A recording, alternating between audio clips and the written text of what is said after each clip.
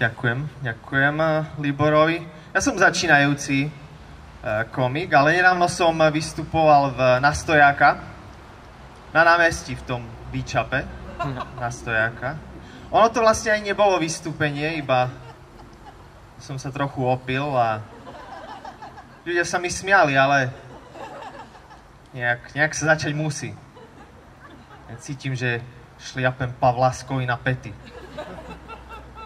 Ale dostal som tam užitočnú spätnú väzbu, taký tip, ako vylepšiť svoje vystúpenie. Na lístočku bolo napísané vrtení v bocích, sexy, ale ubrat. Takže budem sa snažiť. Dnes nič sexy. A bolo to od chlapa. Hej. Dal mi to chlap, čo je, neviem, čo si o tom myslieť. Ako, mama mi vždy hovorila, že sa mám teplo obliecť. Ten večer som ju asi zle pochopil. Stáva sa to. Od chlapov dostávam väčšinou komplimenty. Jeden také najromantickejšie gesto, aké som dostal, bolo srdíčko v kapučíne od baristu. To ma potešilo. A ako ja nie som gej, ale tak na 90% som si istý. Tých 10% mám rezervu, lebo viete, napríklad ja som si vždy myslel, že mi nechutí koprovka. Že smrdí. Že taká divná konzistencia a potom som ju ochutnal a sa jej neviem nabažiť. Že to je tých 10%.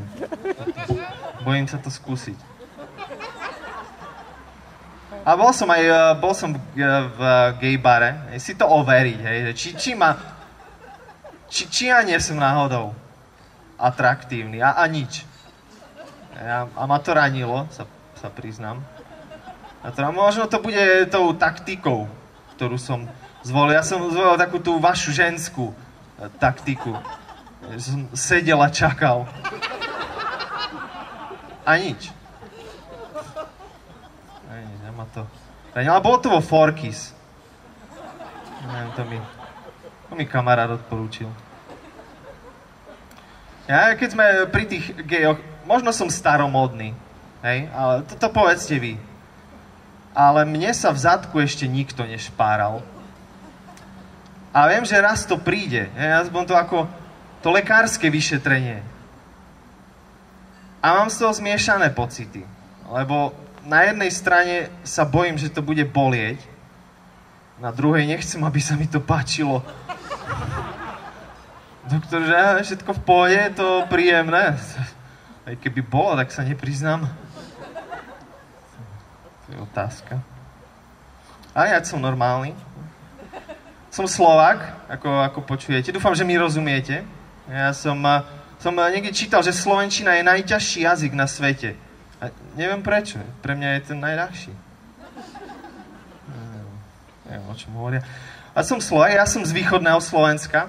A snom každého východňara je dostať sa na západ. Do Blávy. Ja som to trochu prestrelil a skončil v Brne. Čo je zase východ. Nevychytal. Ale ja mám rád Brno. Sú tu také zvláštnosti. Na Slovensku máme tramvaje. No nemáme tramvaje, máme električky, ale všade inde toho voláte aj v Česku tramvaje. Tu sú šalíny. Ale je to zvláštne, lebo vyzerajú rovnako. Ale sa mi zdá, že tí ľudia sú iní. A to je skutočný príbeh. Teraz v lete som išiel šalínou a ona zastala tesne pred zastávkou. Ešte sme neboli v stanici a jedna taká staršia pani s berlami sa začala dobíjať von, nechápala, že nie sme v zastávke a zakričala na řidiče: Pane řidiči, ja chci vylízať. A řidič z kabínky: a ja chci vykouřit. A neřvu po celé šaline. To je Brno.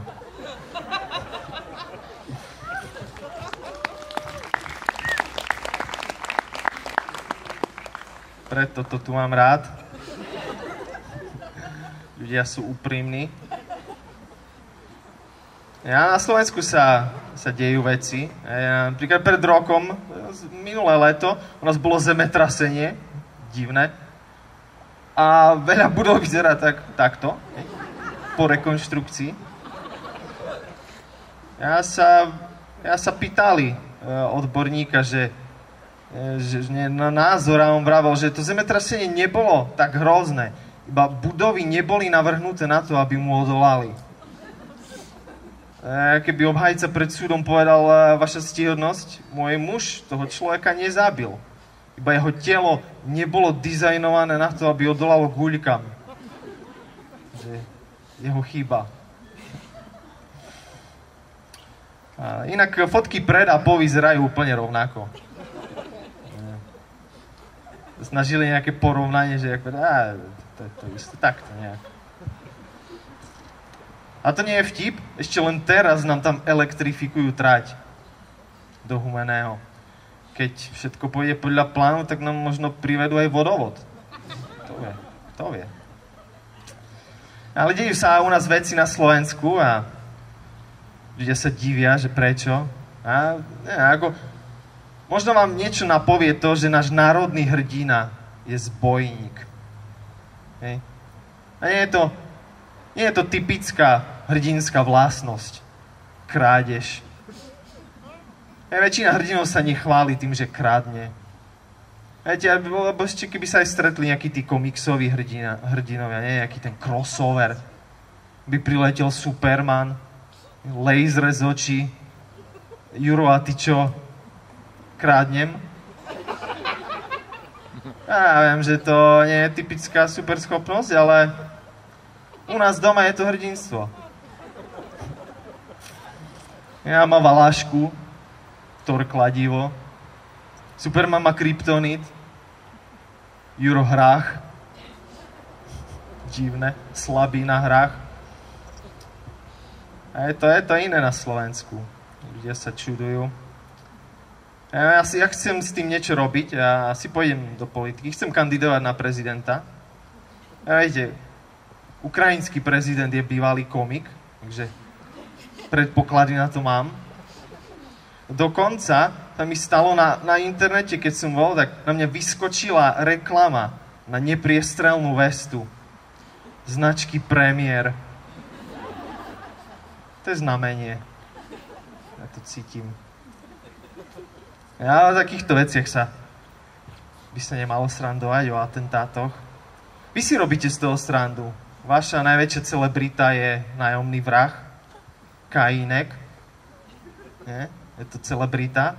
Chcel ísť do Clashu nedávno, tam, kde sa bijú celebrity. Chcel vyzbierať peniaze na to, aby očistil svoje meno. Ako lepšie nám dokáže, že nie je nájomný vrah, než tým, že niekoho zmláti za peniaze. To nás presvedčí. Ale vrahovia sú sexy. Aspoň pre ženy. V Amerike je teraz prípad, kde je odsúdený vrah za dvojnásobnú vraždu, odsúdený na trest smrti a ženy píšu sudcovi, aby ho prepustil, lebo je príliš hezký. Moja frajerka sa so mnou chcela rozísť, lebo som jej zjedol Kinder Pingui.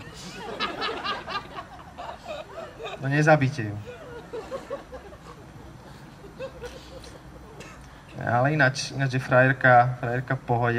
Chce mi robiť väčšinou radosť. Na narodeniny mi chcela kúpiť darček. Že mám pre teba prekvapenie.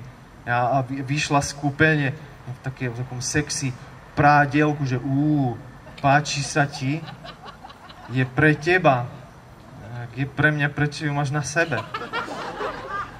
Nie je to moja veľkosť. Ináč je v pohode. Má takú jednu typickú taký ženský nešvar. Ona rada utráca. Je veterinárka. Že keď príde domov, mi to musí vždy objasniť, čo dnes utratila.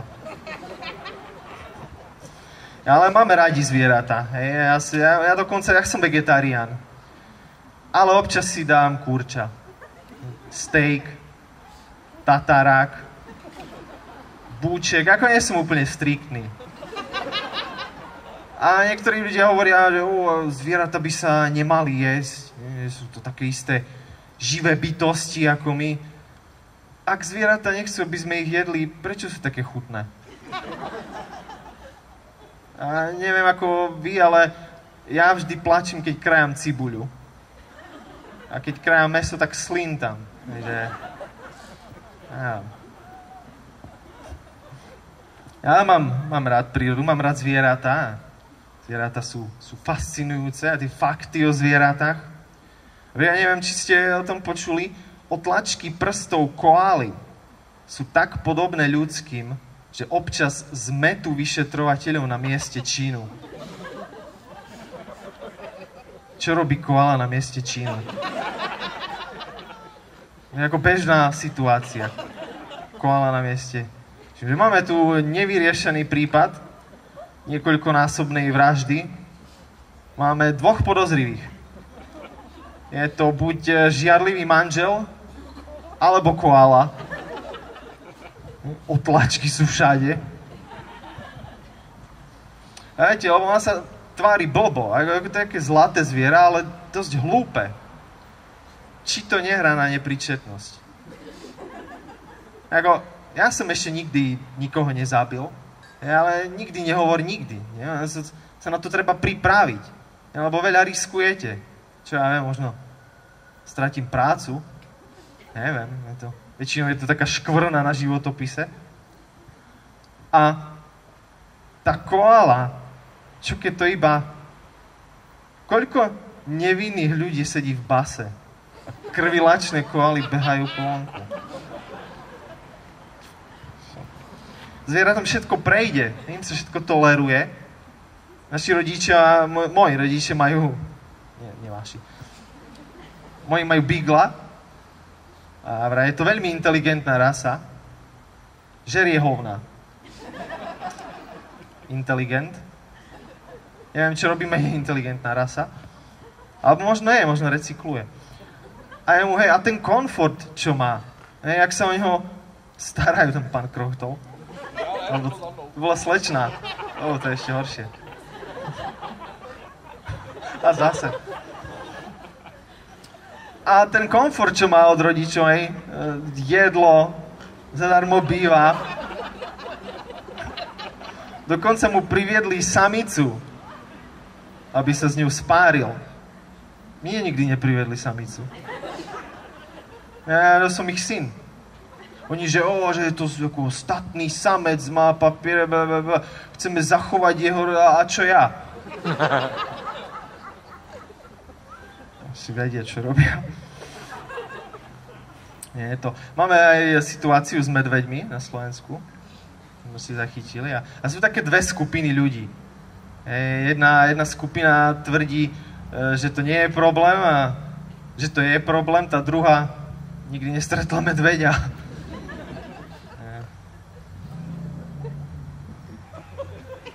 Na prasata zatiaľ nič nemám. Ale kľudne krochtajte. Ja som vlastne počul, že keď niekomu chýba orgán, tak mu to transplantujú z prasaťa. Tak neviem, slečna, či to je váš prípad. Že by to bola operácia nosa. Nevidím, ale počujem.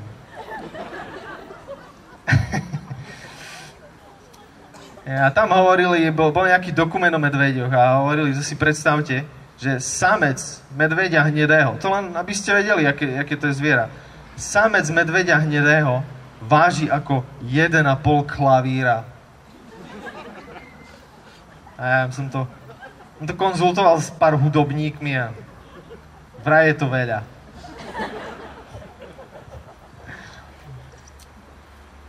Nie, ale inak som v pohode. Dúfam. A je to ako, ja som z toho Slovenska, jak som vrával, a ono ma to poznačilo. Najmä kvôli tomu, že ja som vyrastal so starými rodičmi prevažne a tam sú iné zvyklosti. Moja babka je strašne poverčivá, ako verí na zázraky, ako doslova. Napríklad, pred 2 rokmi bol u nás pápež. Tu nebol. Čo by tu robil? S ateistami. A tam bol a ona tvrdí, že odkedy u nás bol, jej prestali plesnivieť uhorky. Zázrak. Pápež sa si zamyslel, čo by som pre tých Slovákov urobil. Chcelo by to nejaký zázrak.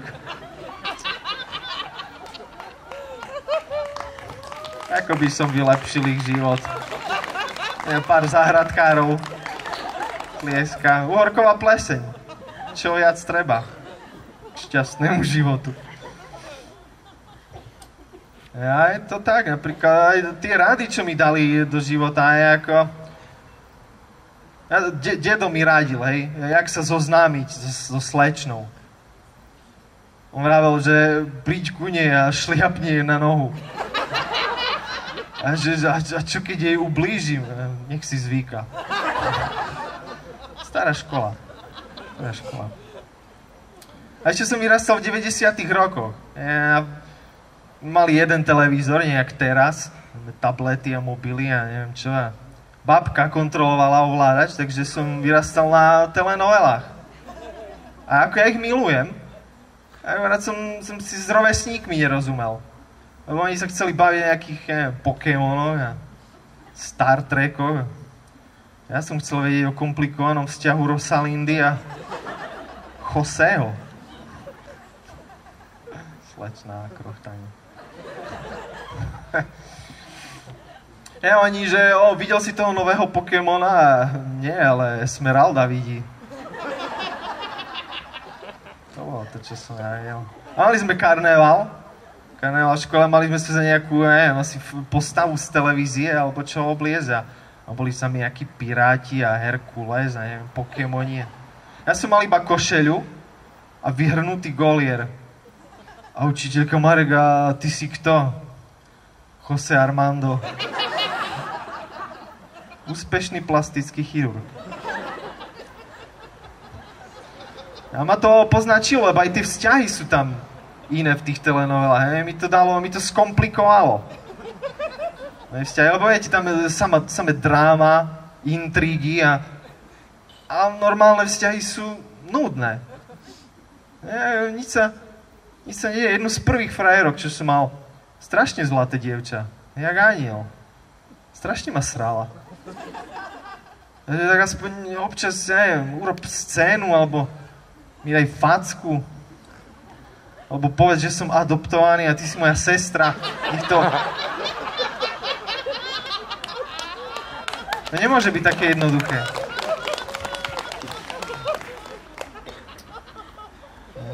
Fakt, a nevedel som čo jej vytknúť, nejak ju podpichnúť. Hovorím, určite sa sprchuješ nahá, ty fľundra.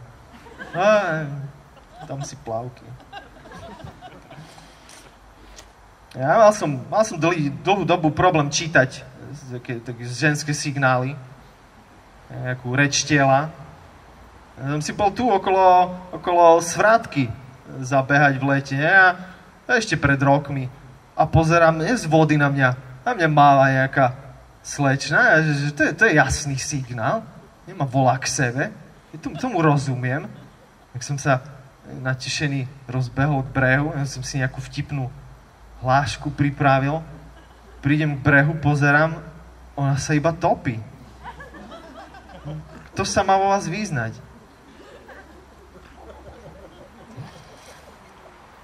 Alebo na ulici ku mne prišla nejaká a tak zvláštne hovorila. Ja som videl, že už niečo nie je dobré. Ona, že ty pani máješ? A že ja nemám pani, ja som slobodný. Ne, ja som Ukrajinka, nemluvím dobře česky. Ani ja. Som Slovák. Takže ešte som stále slobodný. vraj by som sa mal ženiť, ale ako som nechcem. A ako nemám nič proti sňatku, iba ma trochu desí, jak sa pri tom obrade hovorí, že kým vás smrť nerozdelí. Nerad vstupujem do kontraktov, čo končia smrťou. Také drastické. Ja, ale dúfam, že raz na to príde. A frajerka okrem tej košílky mi dala ešte jeden darček, hej. A to bolo sprchový gel. Čupa čups. A to bolo dobré. To mám rád. Voňať ako lízatko je super. Ja sa neviem prestať olizovať. Nejaký nešvár. Ja, ale tí starí rodičia, jak hovorím, ma poznamenali. Dedo ma poznamenal. Viem, že som sa až neskôr naučil, že nemám šliapať holkám na nohy. To väčšinou nečakajú. A jedna taká rada, ktorú mi dala, ktorej sa držím až doteraz, je, že aké fyzické vlastnosti by mala mať ideálna partnerka. A prekvapivo je to ako dosť rozumné. On mi povedal, že nájdi si ženu s hrubými lítkami, aby mala stabilitu pri kopaní brambor. To je praktické. Ďakujem, Jundrov. Pekný večer.